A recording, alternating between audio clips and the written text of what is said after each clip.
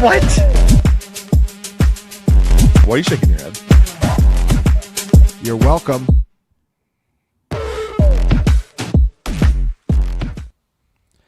What's going on, guys? It's week 18 Cashing Points, final week of the regular season. I'm here as always with Graham Barfield and Ryan Heath. We have a ton to get to, 13-game slate here with plenty of motivation and injury notes. So let's jump right in. Tennessee Titans at the Jacksonville Jaguars. Titans are 13.5-point underdogs. Total here is 47.5. On the motivation front, obviously Tennessee eliminated. Jaguars win the AFC South with a win here. On the injury side of things, Gunnar Helm, Van Jefferson out for the Titans. Bashal Tutin expected back for the Jaguars. Speaking of the Jaguars, Graham, Trevor Lawrence and his pass catchers, Travis Etienne, all projecting for massive ownership. Lawrence, in particular, is looking like easily the chalkiest quarterback play of the slate. Clearly a must-play for cash. Jaguars have a 30-point implied team total. He's been balling out over the last month and a half. Curious, though, Graham, how are you playing Lawrence for tournaments? I think, it's tricky to stack because there are 4 viable pass catchers, but that does also open up some ownership discount options, guys like Parker Washington, BTJ. How are you feeling here? So it's week 18. We're going to see a lot of quarterback ownership basically pile up. I think on a few plays, Lawrence is definitely at the top of that list. We've got like half the quarterbacks in this field you can pretty much just like chop. And yeah, I think you're going to see a flight to what's perceived safety with Lawrence. And I mean, it's just right though. I mean, since week 9, only Josh Allen is averaging more fantasy points per game than Lawrence. And, we've got it's like one of the few clean spots in that the Jags are like clearly motivated to even try to get to the 2 seed. The trickiest part is like, we've got 4 viable pass catchers here. Jacoby Myers would probably project the best. He's a little more expensive now. We got Parker Washington in a full-time role. To be honest, I think my favorite way is just to kind of pay down. That's been my favorite way to play with stack Lawrence and play Lawrence for a number of weeks, is just to pay down to kind of the cheapest. So to me right now, Britton Strange at 3,800 and Parker Washington are my 2 favorite ways to play it. However, over on FanDuel, BTJ 6K, and I was building around some Lawrence lineups with BTJ, and I don't think he's going to be that owned. I think Strange and Myers will probably be the 2 that are highest owned, then Washington, then Thomas. I think everybody's kind of out on. But on DraftKings specifically, I think Strange is probably the best value, but it's close between him and Parker Washington. And the Bashal Tutin thing is actually kind of interesting because, ETN's basically been a bell cow. Only LaQuint Allen's mixing in on a few snaps. DJ Dallas mixed in a few snaps last week too. So it kind of knocks Etienne, I think, out of play a little bit because Tutin could get that goal line roll again. And obviously, Lawrence is getting a lot of design stuff near the goal line too. He's a really good play, Jake, but man, he's going to be 20%. Like, that's tricky. There's some other quarterbacks a little cheaper that I think I like about the same. Yeah, I think so too. Like I said, in cash, you're certainly not getting away from Trevor Lawrence, but in tournaments, especially smaller field stuff, I mean, I could see him pushing for 30%. So certainly something to keep in mind there. I think the only argument that I can make for Travis Etienne, who Graham just brought up, is that it does give you a little bit of leverage on Lawrence. He's been running really hot at the red zone with rushing touchdowns. And I do think eventually some of these are going to fall into Etienne's lap. I was tilting my face off last week that I believe Lawrence ran 2 in, and I played Etienne in the DraftKings 3K, so that was pretty tough. Ryan, anything to add on these Jaguars, pass catchers, Jags in general here before we breeze through the Titans and move on?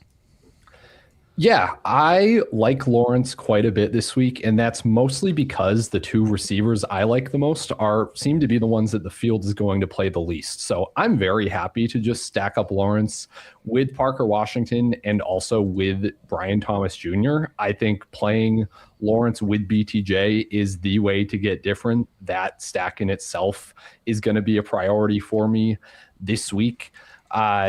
It's not to say that BTJ's usage has been amazing of late, but it's a really strong on paper matchup. Titans much more vulnerable on the perimeter where BTJ has been playing. He's a receiver with nearly an 18 average depth of target since week 10. And it's just a bottom 5 pass defense on the highest total team of the slates. So I'm pretty happy to play BTJ down at 5,300, basically the same price, only 200 more than Parker Washington.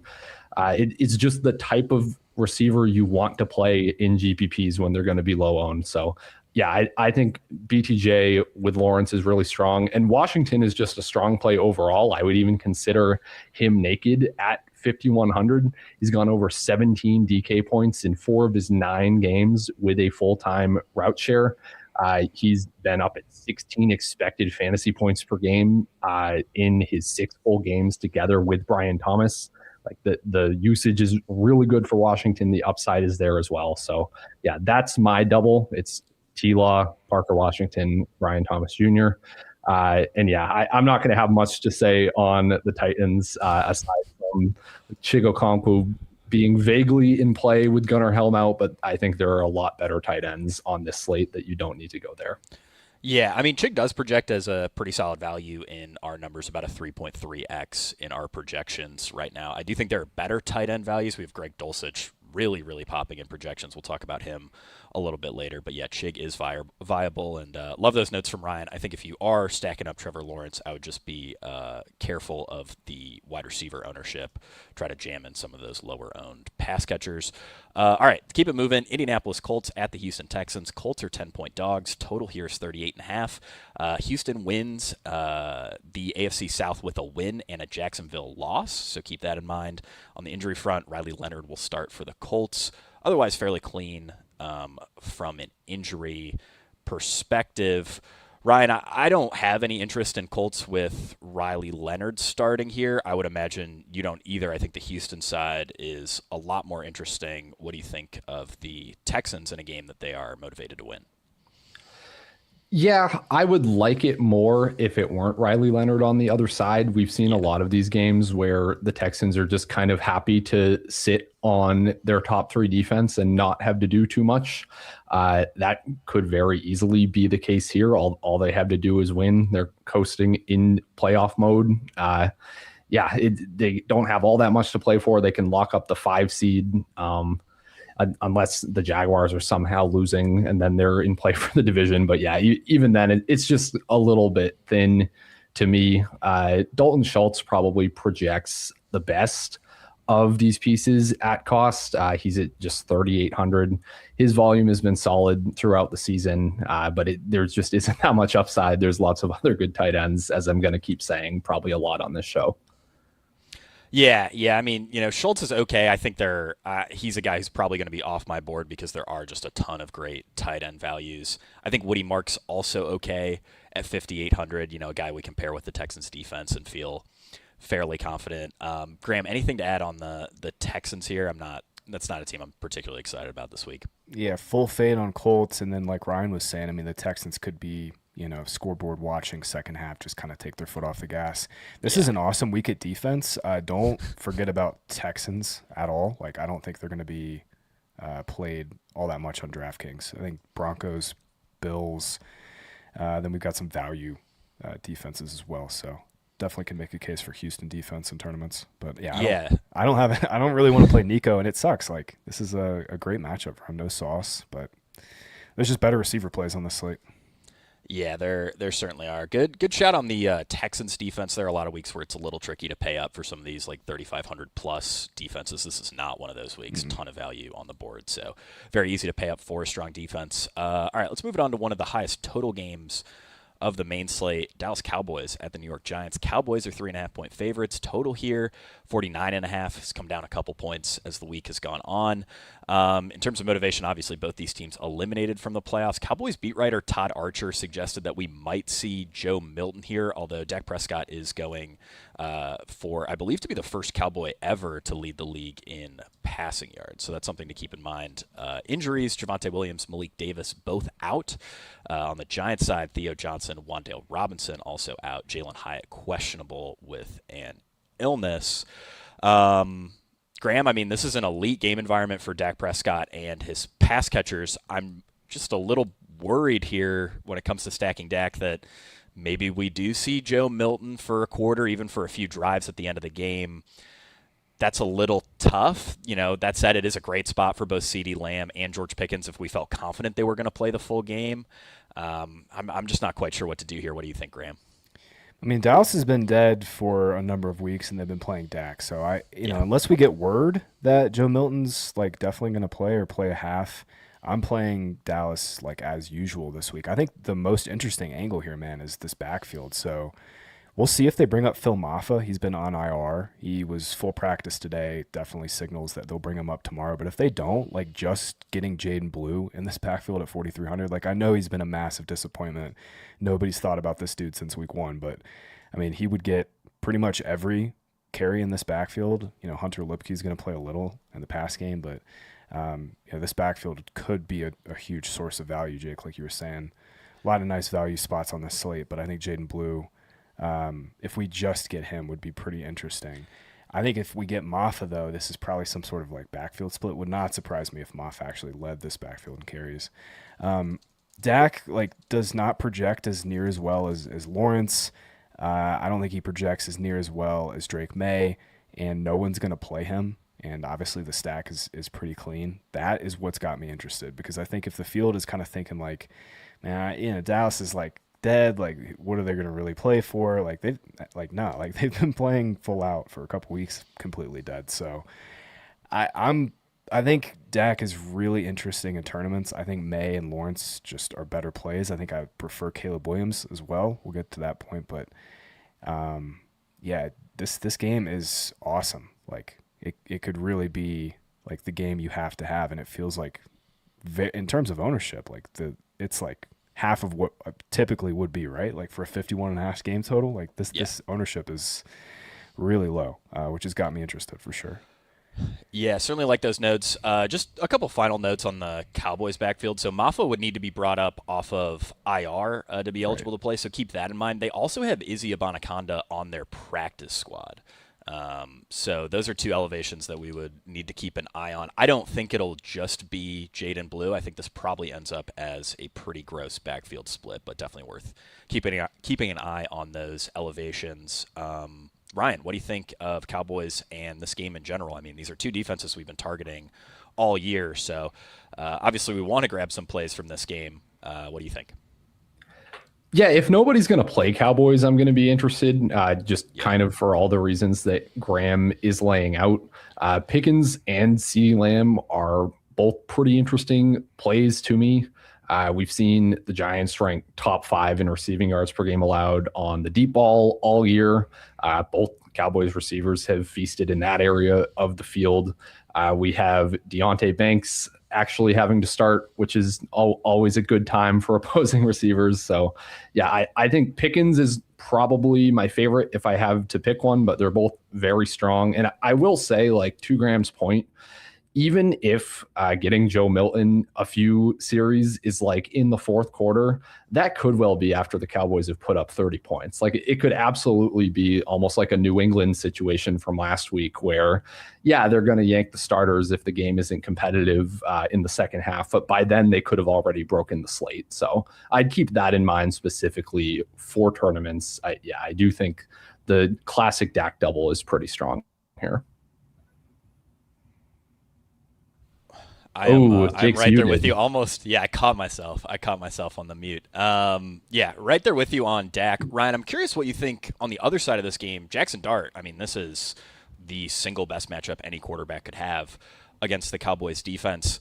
No Wan'Dale Robinson. That does make stacking him a little less clean, but it also makes the stack a bit cheaper if we're pairing him with a guy like Darius Slayton, who hasn't done anything this year, but obviously historically has been a pretty good NFL wide receiver. What do you think of Dart and the Giants side here? Yeah, I would have been way bigger on Dart if we had gotten Wan'Dale, but just with Wan'Dale out, Theo out, all of these other Giants out, my concern is a little bit like that maybe they're just totally tanking. But the upside is certainly there. We were all over Dart last week for good reason, ended up being correct. So yeah, I think Dart at 5,700 presents a good value, some good upside. And yeah, Slayton is the receiver I would go to, as gross as it is. We've seen the Cowboys also get beaten deep pretty much the entire season. Most receiving yards per game allowed on the deep ball. Of the remaining receivers, that's clearly been Slayton that operates there, averaging more than one deep target per game. So he's okay. I would only play him with Dart, probably not really in play for me outside of stacking this game. But there just aren't very good alternatives when you try to project out the rest of this Giants receiving core. Yeah, it is really hard to figure out where targets should go when you take Wan'Dale Robinson out of the lineup. And for what it's worth on Dart, he's actually our number 2 quarterback value right now, even with the recent docks to this total and removing Wan'Dale Robinson and all that. Graham, I think the final spot that we need to talk about for this one is Giants backfield. Tyrone Tracy is always a bit of a frustrating click because we're worried that Devin Singletary is going to steal touchdowns, but he's at about a 70% snap share over the last month or so. Certainly earning the routes and definitely gets a target boost from Wan'Dale Robinson being out. Where are you at on Tracy? Because to me, he's like a solid median play, but I do question the upside a bit with Dart, Singletary potentially stealing these scores. Yeah, I like Tracy a little bit on a weaker running back slate last week. I'm kind of out this week. To your point, it's just we've got Devin Singletary mixing in. It was at one point all Singletary in the red zone. That's kind of evened out, but still, like, you're kind of chopping up the red zone pie between these two backs. Plus, Dart gets design carries.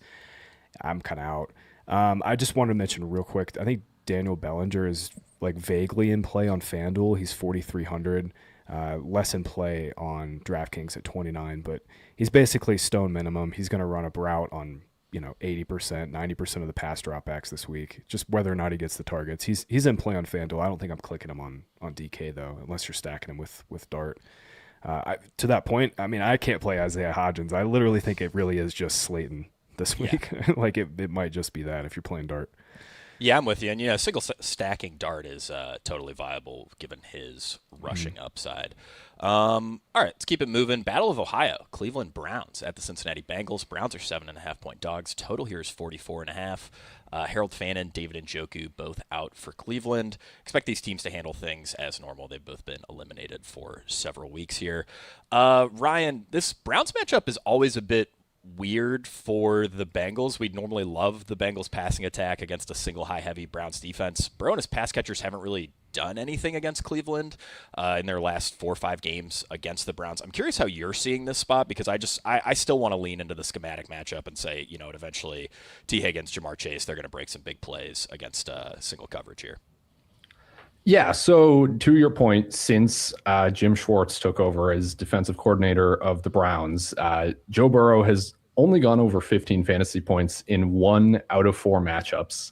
I do think a lot of this is actually the other Bengals narrative that we have to talk about every single year, which is the week 1 Bengals narrative. Half of those games against the Browns where they've totally sucked have been in week 1. Famously, they completely changed their offseason program and everything to try to counteract that this year. It happened again regardless. But yeah, for whatever reason, Joe Burrow and this Bengals team always start slow. So I think you can take some of the historical Bengals-Browns splits with a grain of salt. And yeah, it's an excellent schematic matchup. The Browns have always played heavy single high looks, even against the Bengals, which they don't get most of the time. So that is a big boost for both Jamar Chase and T. Higgins, 30% and 26% boosts to each of their targets per route run this season, respectively. Vegas still is respecting this Bengals offense. They're top 6 in implied total. So yeah, I have some interest. Burrow, it doesn't project amazing. I think I'm more likely to just kind of take one-offs from this Bengals team than do the full double stack, which does get very expensive. Probably T. Higgins is my favorite, just in terms of picking a Bengal. In 2 non-week 1 games against the Browns over the past 3 years, Higgins actually averages 19 fantasy points per game on 17.4 expected fantasy points per game. Price is just the wide receiver 15. And your alternatives in the 6K range at wide receiver aren't as glaringly amazing as kind of the top end of the running back and wide receiver slate if you're comparing to Jamar Chase. So for that reason, I like Higgins quite a bit. I'll be mixing both of them in though. Yeah, I do think that makes a lot of sense. I'm always a little tempted by the Joe Burrow double stacks when no one's really going to get there. I mean, Chase is drawing some ownership, but we have Higgins projected for 6% ownership. We have Joe Burrow projected for 4% ownership. So I do think that double is at least worth some consideration in tournaments. I imagine that's something I'll get to.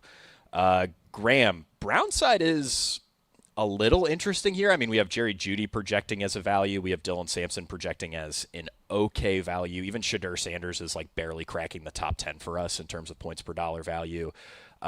Curious what you think of Cleveland, because this is a Cincinnati defense we've been targeting all year, as gross as stacking up Cleveland or playing any one-offs from Cleveland has been.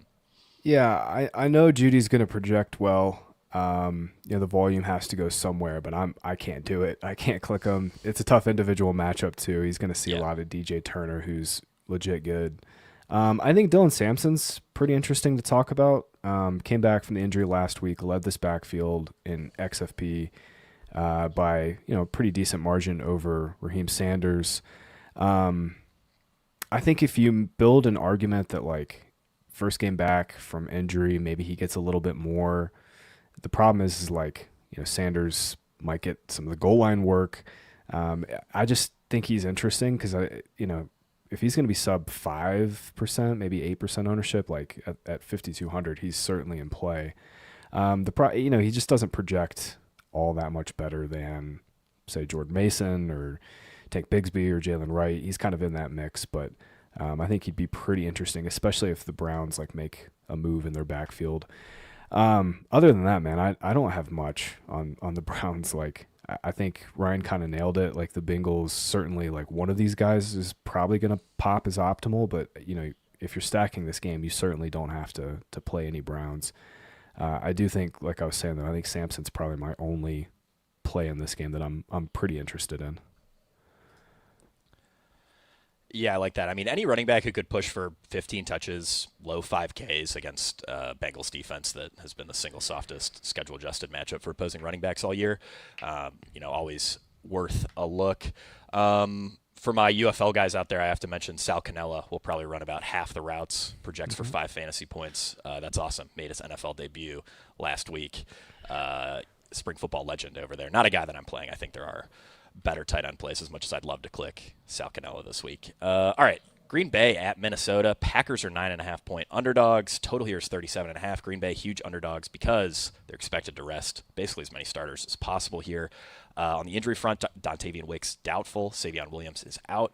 On the Vikings side, no Aaron Jones, no TJ Hawkinson. I'm not playing any Packers. Clayton Tune's starting. I think the Vikings side, though, Ryan, is pretty interesting. J.J. McCarthy, I think is widely regarded across the industry as being pretty bad, but you look at the game logs, 2 of his last 3 games, he's scored 20-plus DK, and in the 3rd game he got hurt, and now he draws a Packers defense that's playing all backups. Justin Jefferson is priced down to $5,800. That's his cheapest price since his rookie year. Yeah, Ryan, what do you think of the Vikings? Because if I am playing sort of like a gross quarterback, gross team stack, I really like Minnesota this week. Yeah, I think that's the way to think of it. I'm going to play like some Viking stacks, but mostly just stay away from them aside from that. McCarthy has been kind of greedy at the goal line. Like those scores you mentioned are because he likes to run it in there when he can, which is great for fantasy. And then you've got Justin Jefferson, who is him and really this entire team are in a strong schematic matchup. For whatever reason, all the Vikings receivers have been a lot more effective against zone coverage this year. That could well be a JJ McCarthy thing. So that's pretty nice with the Packers being at the 2nd highest rate of zone over the season. Of course, they're playing backups. Justin Jefferson motivated to get to 1,000 receiving yards, more than likely. And JJ McCarthy, this team, this offense motivated to go out on kind of whatever high note they can after such a weird season. So, I would probably just single up JJ McCarthy and Justin Jefferson and leave it at that. There's nothing else that like super pops out to me. Like Josh Oliver is like a cheap tight end that you could maybe introduce. That's how I'd handle the passing game. Is it just some JJ McCarthy, Justin Jefferson single stacks to sprinkle it into your pool, but not going to be like a huge conviction play or big stand for me. Yeah, I mean, this, for what it's worth, this should be, right there is the best matchup McCarthy's had all year, projecting for 2% ownership in our stuff. I really like him for tournaments. Graham, I think the only other guy worth talking about on Minnesota outside of those, standard McCarthy stacking partners would be Jordan Mason. We saw Mason play okay, averaged about 12.5 expected fantasy points per game, 14 or so actual fantasy points per game when Aaron Jones was out earlier in the season. No huge spike weeks there. I think I'm fine with Jordan Mason in my pool. He's just not a guy that I'm super excited to click here. He's also a guy I don't think I'd play with McCarthy, given that they're both pretty touchdown dependent. Oh yeah, no. The only way you can play Mason is with Vikings defense. You just say they just trample the Packers basically. Vikings defense, another good defense play on the slate. They're 3K, I believe, on DK, but they're awesome on FanDuel. They're 3,500. I think they should be the mega chalk defense over there. I'm with you on Mason. He's fine. I was just looking at this when they didn't have Aaron Jones for those 4 games. Mason, led this backfield in XFP, led it in snaps when leading. I just looked at when leading, but it was still 15 carries for Mason. Xavier Scott had 8, so it's probably going to be some sort of 60-40 split. Probably not a ton of upside unless Mason scores 2 touchdowns. Yeah, I think I'd rather just lean into McCarthy if I am playing Vikings, but certainly don't mind Mason with the Vikings defense here. All right, keep it moving. New Orleans Saints at the Atlanta Falcons. New Orleans 3.5-point underdogs. Total here is 44.5. No Kamara, Chris Olave, or Mason Tipton for the Saints. Darnell Mooney questionable for Atlanta. Graham, Tyler Shook, at least 18.1 DraftKings points in 5 straight games. He's been playing quite well. Noah Olave, though, does make things pretty tough. It's basically Juwan Johnson and a bunch of practice squad guys. Right now we have Kevin Austin, Dante Pettis leading the way in terms of raw projection. Curious what you think of Shuck here with sort of a skeleton crew of pass catchers to throw to. Yeah, the price is great. I think if he ends up being... This morning we were looking at ownership projections. He was 7 to 8%. I think that's a little crazy with, like you said, skeleton crew. Noah Olave is really the big one.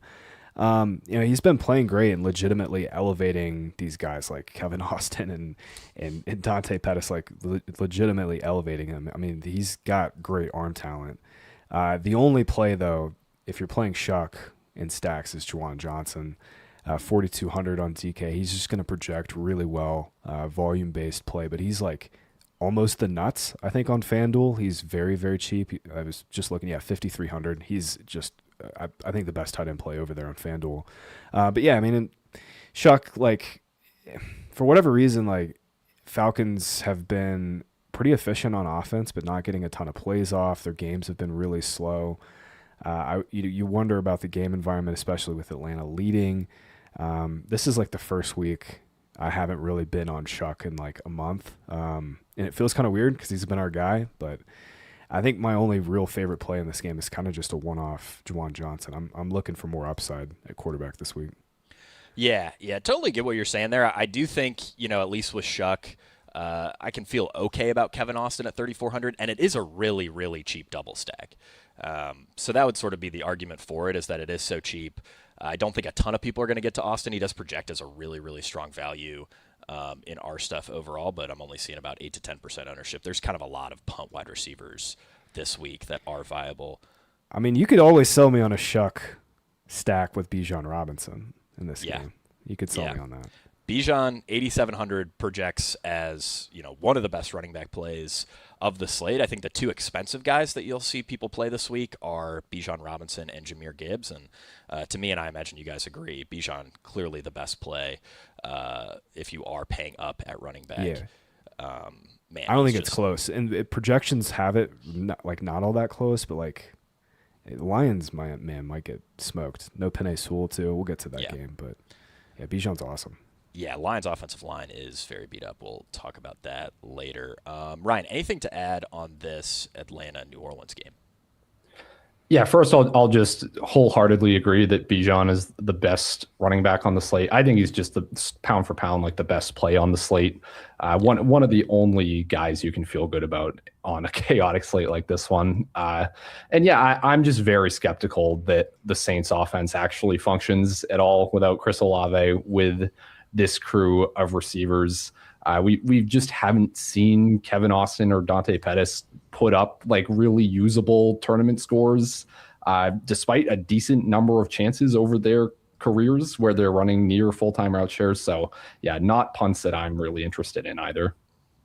Yeah, for what it's worth on Kevin Austin, he was the wide receiver 3 for the Birmingham Stallions just a couple years ago. And I mean, the Saints love this guy. When all their wide receivers go down, they're like, Kevin Austin, you are running every route. And I think with a lot of the punt wide receivers this week, it's like, look, we don't think they're very good, but they're going to be out there. Kevin Austin, Dante Pettis certainly fall into that category. Only other guy that I wanted to throw out there, and he's probably a guy that I'll only consider if I'm stacking the game up. Drake London was posting monster scores before injury. Obviously has come back and done very little in terms of fantasy output, but 6,900 for a guy who I think scored 27 DK or more in 4 of his last 6 games prior to injury.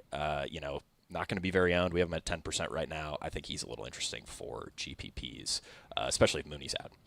All right, let's move it on. New York Jets at the Buffalo Bills. Jets are 7.5-point dogs. Total here is just 37.5. Bills are locked into a wild card spot. We are projecting that they rest their starters. Josh Allen probably takes the first snap to keep his consecutive start streak alive. After that, we're anticipating Mitch Trubisky taking over. On the injury front, Isaiah Davis, Mason Taylor out for the Jets. Breece Hall questionable with a knee issue. On the Buffalo side, Kincaid is questionable. I'd be pretty surprised if he played. We have Jackson Hawes getting most of the tight end volume here. Graham, what do you think of the Bills here? This is a spot where, like I said, we're anticipating them playing backups. We talked about this in our projections meeting a little bit. James Cook is competing for the rushing title, so we'll see how much he ends up playing. They will know how many yards James Cook needs to get the rushing title by the start of the game. Colts play at 1 p.m. So that's something to keep in mind. Graham, I'm curious what you are seeing here on the Bills side, though. Yeah, I mean, Bills, if we knew Allen was playing a full game, I mean, they'd be implied to score like 32 or 33. Implied team totals at 22.5. So if the Texans win and the Jaguars win, the Bills they're going to be the 6 or 7 seed no matter what. So to me, I don't know why in the world you would risk James Cook for the rushing title. I mean, that just seems so stupid. Like this is the most wide open the AFC has been. Real chance for the Bills to like get hot, go on a run. Josh Allen put on the superhero cape, but like he has to have James Cook in the backfield. He's their best player right now. So to me, it doesn't make any sense for Cook to play at all, period. If they do say they want to get him the rushing title and it's like doable right now, he's 47 yards behind Taylor. I mean, Taylor could get shut out in that game for sure. Texans could just load the box and shut Taylor down, then maybe. But I'll be honest, I really don't have a whole lot of interest in Bills. Like you're saying, Knox is going to play, so that kind of kills any steam for any cheap Jackson Hawes. And then, Jets just like full fade, man. Yeah, I'm not sure. I don't think we have Knox projected for very much work at all. Right now, at least Chris is anticipating that Jackson Hawes gets a lot of the tight end work. But I mean, with a guy like Jackson Hawes, you're just hoping he falls into the end zone. As the cheap tight end punts go, not the guy who excites me the most, but he does project pretty well. We have him at about a 3.5x value. Ryan, I do think the one guy we should talk about is Ray Davis, who 4,900 on DK looks like an okay value. 4,400 on FanDuel. He's really popping over there. So last year in Week 18, Buffalo did give James Cook the first quarter, and then they turned to Ray Davis for 62% of snaps, 15 carries, 2 targets, 12.5 expected fantasy points in the final 3 quarters. I'm curious how you're viewing Davis. I think, like I said, on FanDuel, really strong play. DraftKings, it's a bit more up in the air to me. What do you think here, Ryan? Yeah, we also saw him take the lead back role in week 6 of 2024 when Cook was out, and he was incredibly efficient. If you just put those 2 games together, you get an average of 16.4 DraftKings fantasy points on a 57% snap share, 14 expected fantasy points per game. So that's definitely viable for a sub 5K running back. But yeah, I think how I'm ultimately going to approach it is as more of like a late swap thing where, yeah, if it looks like James Cook is not going to need to play for the rushing title, then I think it becomes interesting to get onto Ray Davis in any lineups where you need a late swap. But I'm not like going to pre-consider it if that makes sense. Like I'm probably not like holding space for Ray Davis. It's not like quite on that level to me with all of the other cheap running backs we have anyway. I think it can kind of happen naturally. Yeah, I think that's fair enough. There are cheap running backs that I feel a little bit more confident in than Ray Davis. Only other guy that I wanted to throw out on the Bills side is Mitch Trubisky for tournaments. Like I said, I sort of anticipate Josh Allen taking the first snap. This is what they did last year in Week 18, at least. Maybe he gets a drive. But Trubisky should get the majority of the game. And, he has some rushing upside. I kind of figure this game plays pretty slow and fairly gross. But, I do think you could either single stack Trubisky with like a super cheap Jackson Hawes, maybe a Terrell Shavers, or just play him naked. Hope he runs a couple touchdowns in. Graham, anything to add on Bills or Jets here? Nah, gross game. Yeah, it is a gross game. All right, Miami Dolphins at the New England Patriots. Dolphins 11.5-point underdogs. Total is 45.5. On the motivation front, New England can get the number 1 seed if they win, and Denver loses to a Chargers team that is resting its starters. Mike Vrabel says everyone who is healthy will play. Possible New England scoreboard watches, but we're anticipating the starters play throughout this one for the most part. On the injury front, Devon Achane doubtful, Jalen Waddle questionable, Darren Waller on IR. Ryan, that leaves the Miami Dolphins projecting as pretty strong values, but obviously we have to be a little bit worried about just general offensive competency, missing all these pieces. That said, Greg Dulcich projects as an incredible value for us. He led the team in targets last week. Kind of went out of their way to get him a touchdown as well on one of their red zone drives. And then we have Jalen Wright at just 4,200, who also projects very, very well. These are a pair of guys who I feel fairly excited about, but Ryan, I'm curious what you think. Yeah, I think Dulcich is the best pure punt tight end. Really with the lack of other options here, it's hard to beat that at 2,600. Jalen Wright is the guy that I feel the strongest about, though. I have kind of glossed over like every other value running back so far. And that's because I think Jalen Wright at 4,200, cheaper than pretty much all of them, is just the best of the group. We have seen him get a bona fide bell cow workload, at least for one full half of football back in week 14 when Achane was being held out because he was banged up.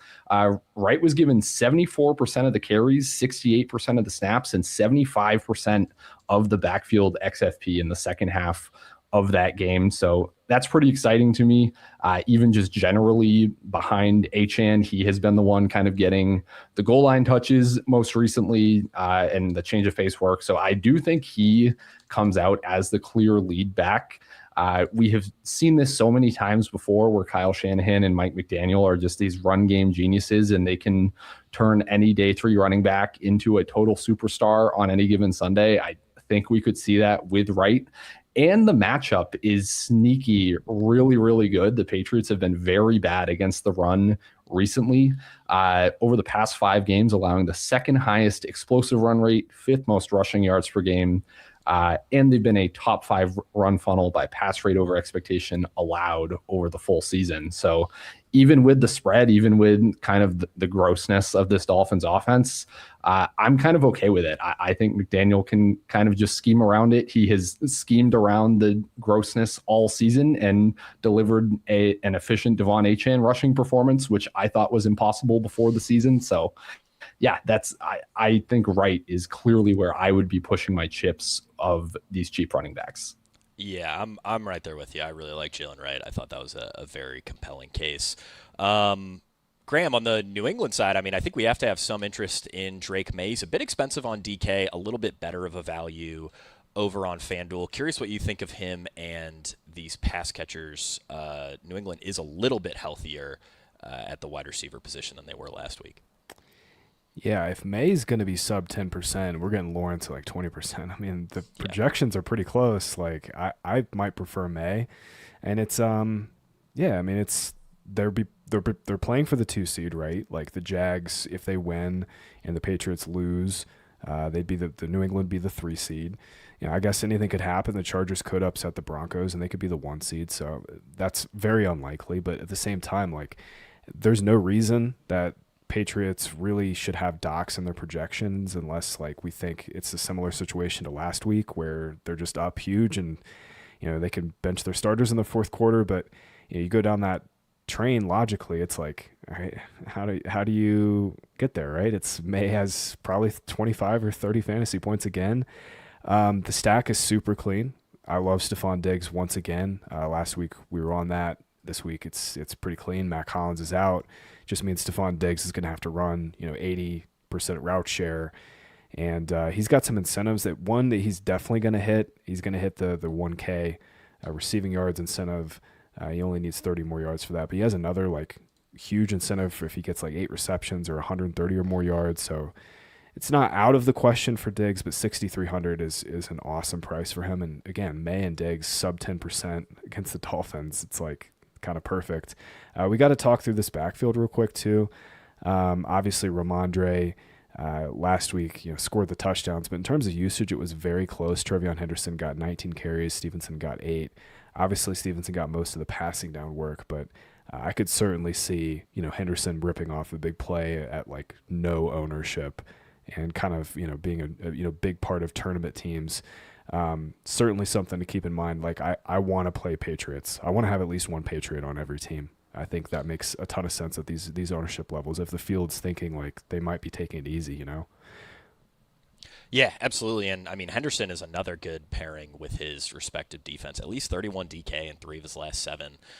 Did dominate in carries last week, 19-8, even though Ramondre finished with the big game there. Ryan, anything to add on Pats before we move on? Yeah, just even more words of encouragement on Stephon Diggs. It's a really awesome schematic matchup for him. There are just so many like little matchup angles here that I like for Diggs. He should play more with the incentives. Kayshon Boutte coming back, but I still think that affects Kyle Williams' route share more than anything. So yeah, I think Diggs is very in play to post a tournament winning score. Love that. All right, keep it moving. Washington Commanders at the Philadelphia Eagles. Commanders are 4.5-point underdogs. Total here is 38.5. Eagles can get the 2 seed if they win and the Bears lose, but they're expected to rest their starters. They seem fine with the number 3 seed. No Mariota or Jaden Daniels for Washington. Veteran Josh Johnson, will be starting. I really don't have much interest in the Washington side. I think the Eagles side is much more interesting in general. So, Graham, let's start with that. Tanner McKee, week 18 of last year, played pretty well. I know, like, as these backup quarterbacks go, this is the guy that people are, most excited about, or right there is the most excited about. And then, I mean, we also have a pretty clean stack with McKee in terms of Jahan Dotson at just 3,800 projecting really well. He played a ton last year. Darius Cooper at 3,300 projecting really well. Grant Calcaterra just 2,600 also projecting really well. So, we're not projecting a ton of ownership on these Eagles guys, but it's easy to see how these stacks would end up in your lineups if you're optimizing, because all these guys project as pretty strong values. What do you think of the Eagles passing attack here? Yeah, Tanner McKee is the only punt quarterback I'm interested in this week. Might be legitimately like okay as in terms of NFL talent. And then, he's just facing these Washington defense that's just been terrible. I mean, they've been terrible on the ground. They've been terrible through the air. If you play Tanner McKee with Grant Calcaterra on DraftKings, you could literally just do whatever you want in the rest of your roster spots. He projects reasonably well. Like you said, last year played pretty well in that Week 18 game. Scored 18 DK, dropped back 41 times. I don't think they're going to be as nearly as pass-heavy as they were in that game. They've just got better backup running backs now between Bigsby and Shipley being healthy. And also, it's just like Washington, like I just said. I mean, you can do whatever you want against them. McKee's interesting for sure. What do you think of the receivers, though, man? Like, I think Calcaterra, you just make the case that he's 2,600. He's going to run a route on 80% of the dropbacks. You just hope he gets the targets. I think the receivers are a lot trickier to figure out. Jake, what do you think of these Eagles receivers here? Yeah, my lean is pretty similar to what the projections have right now, which is that Jahan Dotson and Darius Cooper should be out there for pretty similar to like what you just said for Calcaterra, about 80% of the routes.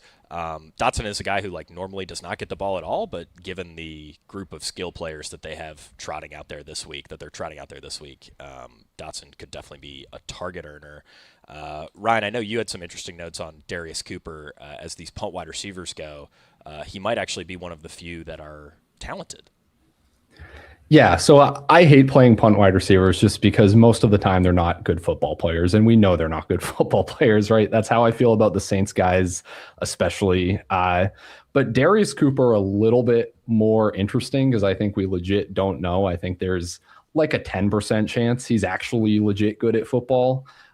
Maybe that's overstating it a little bit, but I can make a case, right? So he led the entire NCAA in receiving yards last year. Yes, it was at Tarleton State, which I am maybe even pronouncing incorrectly, but he has basically succeeded at every level of football. He was an undrafted free agent this year, super big, training camp darling, got a roster spot, made the team. They seem to really like him. He is probably going to spend most of his time in the slot, which is where the Commanders have been the most vulnerable through the air this year. Fourth most schedule adjusted fantasy points per game allowed, most receiving yards per game allowed to the slot. Same with allowing stuff underneath. That's how they've used him sparingly this year. 6.8 ADOT for Cooper. So yeah, the matchup kind of lines up. The possibility that he is just this completely underrated gem that Howie did it again on and found him is a little bit there. So if I had to pick one of these punts this week, it's going to be Cooper in terms of slotting one of them into a lineup naked. He makes the Tanner McKee stacks a little bit more fun as well. And I largely echo everything you guys said about that. Yeah, and for what it's worth on McKee and these pass catchers, last year in Week 18, we saw the Eagles post their highest pass rate over expectation of the season. So probably end up a bit more pass-heavy here. I do wonder, though, Graham, about the running back situation. I think we see Shipley work in as sort of the primary receiving back, and then Tank Bigsby largely dominate carries. Might also see a little bit of A.J. Dillon here. I don't have as much confidence about this as I do maybe Jalen Wright. I mean, Bigsby is a little bit more expensive. I think there's a bit more of a risk that they sort of rug pull us on these rotations. But, there's probably a world in this game where Tank Bigsby ends up with 15, 16, 17 carries, and, at 5,400 against a Washington defense that's been pretty bad, that seems a little tempting. So what do you think of Bigsby, Graham?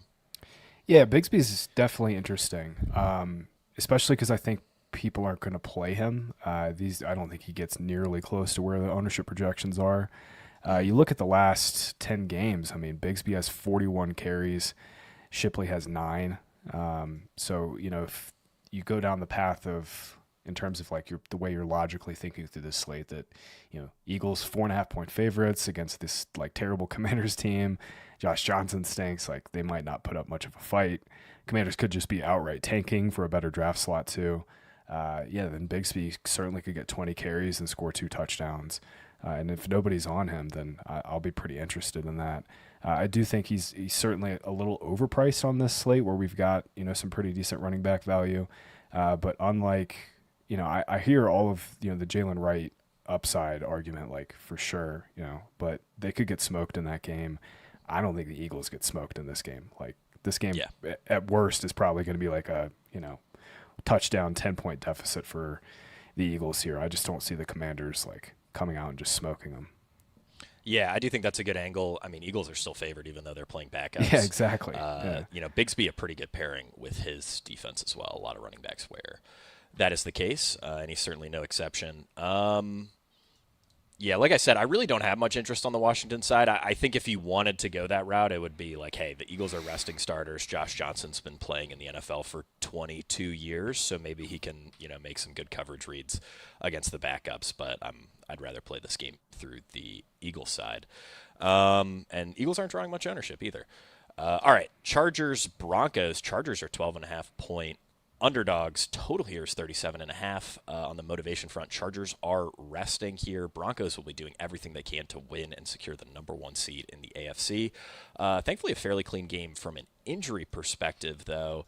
Ryan, I really liked your angle on the Broncos. I think Bo Nix is shaping up to be a bit underowned. What do you think of Denver this week? Yeah, so Nix is going to go underowned because he doesn't project all that well. And the reason for that is that this Broncos offense is completely inconsistent. Like they cannot string together multiple good performances. But I think Sean Payton knows this. I think he understands at least like the mental value of momentum in football, right? Just in terms of the team succeeding, feeling like they're going into the playoffs on a high note. So we saw last year in week 18 that they just completely ran the score up to 38-0 on the Chiefs backups. Knicks played the entire game, scored over 30 DraftKings points. I think we could see something similar this week against the Chargers backups. And it's not even like just a last year thing. We have seen Sean Payton run up the score when he can. In 3 games where Denver's gone over 30 points this year, Knicks has averaged 32 DraftKings fantasy points per game. So I do think if that's what Payton wants to do, it's the perfect spot for it. Knicks not projecting for much ownership. He is one of my favorite tournament plays on the slate. You can stack him with Cortland Sutton, who does project pretty well. I don't even mind Pat Bryant as a way to save salary there, coming back from the concussion. But every time he's played since the bye, he has run more routes than Troy Franklin and out-targeted him. So I think he's a little worse than some of these other punt wide receivers just overall. But as part of the Denver stack, it's kind of interesting. We saw Marvin Mims also totally go off against the Chiefs backups last year. Could be something similar. Get the rookie into a rhythm before the playoffs kick off. So, yeah, I really like Knicks, really like Broncos. You can make a similar argument for RJ Harvey, just because he has an amazing goal line role there. Could be the one that scores all the touchdowns. He's a bit more expensive at 6,800, will draw some ownership, but I mean, that thesis I just laid out also totally benefits him. So yeah, you can play it either way there, but yeah, I really like the Broncos this week.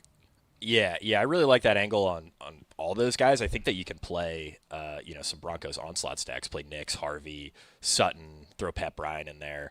If this is a team that pushes for 35, 40 points, you're going to want as many Broncos as possible. Really like that angle. And, another one of these teams that's just not drawing really any ownership. I mean, Sutton and Harvey should be 10, 12% is what we have projected right now, but certainly nothing crazy there. Graham, I'm curious if you have anything to add on Broncos or this game in general. So Bijan, Gibbs, and Chase Brown are clearly the top 3 running back plays on the slate. Then I think it should be RJ Harvey as the RB4. You look since the bye, he's been RB6. To Ryan's point, it's all been touchdown driven, but the volume's been amazing. He got 70% of the backfield XFP again last week. He's getting all the route share. I just think he's an awesome play. I've been playing Harvey every week, and I'm gonna keep doing it. The price has come up, but yeah, he's a really, really strong tournament play at, like you're saying, 10, 12%. Yeah, absolutely. Chargers side, I mean, I think there's pretty minimal stuff to discuss here, just given that, they're playing backups. It's Trey Lance under center. Trey Lance is a fantastic athlete, so you have that angle. Yeah, I would be interested in Lance if it were anybody but in Denver against the Broncos. It's such a bad matchup. Yeah, it's such a bad matchup. Trey Harris is super cheap at 3,600. He projects okay. So, I mean, if you really wanted a super thin millie maker, Trey Lance plus Trey Harris is a little interesting for, some of the largest tournaments of the slate, but I think there are a lot of other gross quarterbacks that I'd rather play. All right, Detroit at Chicago. Lions 3-point underdogs. Total here is 50.5, the highest on the main slate. Chicago secures the number 2 seed with a win. Head coach Ben Johnson indicated they will play to win. On the injury front, Penei Sewell is out. Taylor Decker and Amon-Ra St. Brown are both questionable for the Lions. Romo Dunze questionable for the Bears. Luther Burden off the injury report, as is Olamide Zaccheaus. Graham, I think the Lions side here is a bit messy, just given all their offensive line injuries. I have a bit more concern over there, but the Bears side feels fairly clean. Caleb Williams, Luther Burden, I mean, even DeAndre Swift. Pretty much all the Bears skill guys look like really, really strong plays this week. Graham, what are you seeing on the Chicago side? Yeah, I love Caleb Williams and I love Bears. I think this is the best game environment of the week. You kind of laid it out. Detroit, certainly going to try in this spot, trying to spoil Bears, playoff seeding a little bit. But really, it's like this Bears offense is really freaking good. Honestly, it's not just like Caleb Williams is playing well. It's just like Ben Johnson is the best run game coordinator in the NFL, and he's also just getting guys wide open. And now we've got this like super consolidated passing target tree, right? Like Luther Burden is potentially a superstar emerging in front of our eyes. We've got Colston Loveland who's playing great. Noah Dunze just like kind of doesn't really matter, I don't think. It's just he's getting open, but really like for the stack, it's just those two plays to me. And you look at what Caleb Williams has done in these game environments this season. It's been like awesome for fantasy. He had the blow up game against Dallas in a high scoring game environment. He had the blow up game, I believe earlier this year. It was not the San Francisco game last week. One more game against the Bengals, and you look at what he's produced in games with a high total. He's averaged 30.9 fantasy points per game in 2 games with a over under above 50. I think this game is clearly the best game on the slate. And Caleb Williams is probably going to be 10%. And I think should be right there with Lawrence in terms of ownership, because we've got like 2 clear teams with the Jags and the Bears that are very motivated. We've seen Williams have a huge ceiling. I love Bears. Like that's the way I'd want to be building around this game is just around the Chicago side. Detroit side, like you said, man, is trickier. Like I feel like this is the first week I haven't really been super interested in Gibbs, and that feels kind of wrong, but I'm with you guys that Bijan just projects that well. I think you have to bring it back with the Lion, though. Like, that's the thing. Ryan, do you have any thoughts on best Lion bring back? Like, any conviction there? Yeah, I'll go to Lions. First, I do want to just add to Bears.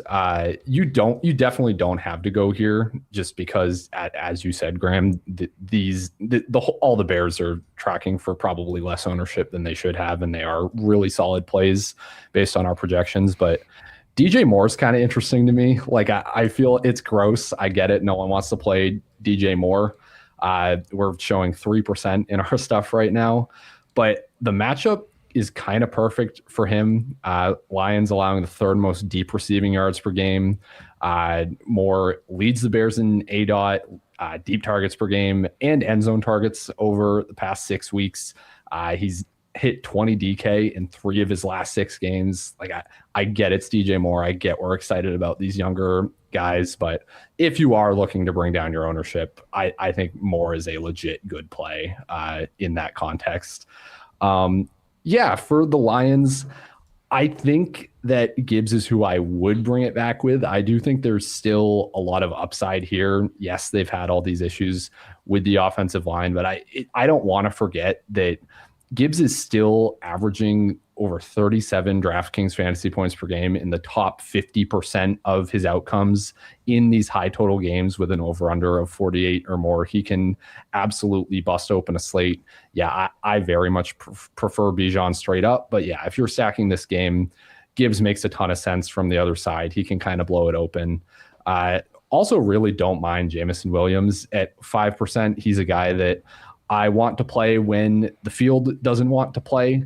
It's a good matchup in terms of the Bears have also gotten roasted deep this year. So I could see Jameson Williams also popping off 53% target market share on throws 20 or more yards downfield since week 10 for Jameson Williams. Yeah, I really like those shouts there. Also wanted to throw out, Amon-Ra a little beat up here, but Bears are a great slot matchup. Amon-Ra also the cheapest he's been since week 4. So a little bit of salary savings there, but I do think I'm with Ryan. Prefer JMO and Gibbs if forced to choose a run back on Chicago stuff. And, man, Chicago stuff looks really good, as Graham outlined.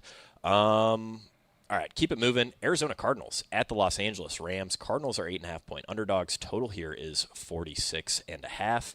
Motivation, this is definitely one where you're going to want to keep an eye on the Saturday results because if the 49ers win on Saturday, the Rams are locked into the 6th seed. If the Seahawks win, the Rams winning would make it possible for them to get the 5 seed, and then they'd be able to play either the Panthers or the Bucks. That's certainly worth something. For what it's worth, though, Sean McVay has suggested the starters will play, but he's historically rested in these scenarios. He's never really played for seeding.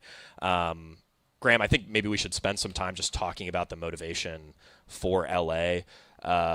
What do you think here? If they can play for the 5 seed, do you think the Rams go all out? Because I'm still not sure that we'll see these starters play for more than a half. The Rams are fairly beat up overall.